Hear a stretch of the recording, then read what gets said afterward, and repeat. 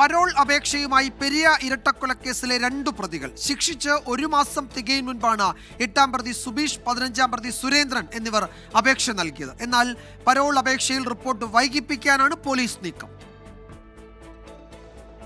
ജനുവരി 3-നാണ് പെരിയ ഇരട്ടക്കൊലപാതക കേസിൽ കൊച്ചി CBI കോടതി ശിക്ഷ വിധിച്ചത്. 2 ദിവസത്തിനു ശേഷം പ്രതികളെ കണ്ണൂർ സെൻട്രൽ ജയിലിലേക്ക് മാറ്റുകയും ചെയ്തു. ഈ നടപടികൾ പൂർത്തിയാക്കി 1 മാസം തികയും മുൻപാണ് 8-ാം പ്രതി സുബീഷ്, 15-ാം പ്രതി കല്യോട്ട് സുരേന്ദ്രൻ എന്നിവർ പരോളിനായി ജയിൽ സൂപ്രണ്ടിന് അപേക്ഷ നൽകിയത്. ഇതിന് പിന്നാലെ സൂപ്രണ്ട് പോലീസിൽ നിന്നും റിപ്പോർട്ട് തേടുകയും ചെയ്തു. പുതിയ നീക്കത്തിന് പിന്നിൽ CPIM-ന്റെ ഉന്നത നേതാക്കളുണ്ടെന്നും അവരുടെ പങ്ക് പുറത്തുവരുന്നതിനാലാണ് തിരക്ക് പിടിച്ചുള്ള അപേക്ഷ നൽകലെന്നും കൃപേഷിന്റെ പിതാവ് കൃഷ്ണൻ. പരോള് കൊടുക്കുന്നതിലത്തേക്ക് നമ്മൾക്ക് എതിർപ്പാണ്. ചില അവരെ ഇപ്പോൾ ഞങ്ങൾ 6 കൊല്ലമായിട്ട് നിയമപോരാട്ടത്തിൻ്റെ ഫലമായിട്ടാണ് ഈ 14 പ്രതികൾക്ക് ശിക്ഷ കിട്ടിയത്. ആ ശിക്ഷ കിട്ടിയിട്ട് 1.5 മാസം ആയതേ ഉള്ളൂ.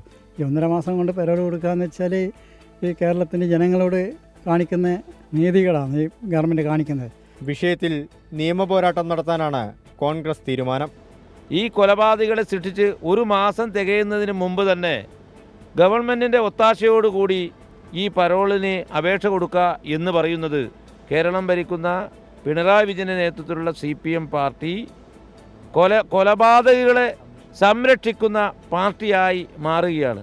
ഇന്ത്യൻ നാഷണൽ കോൺഗ്രസ് പാർട്ടിയും ഇതിനെതിരായുള്ള ശക്തമായ നിയമപോരാട്ടവുമായി മുമ്പോട്ട് പോകും.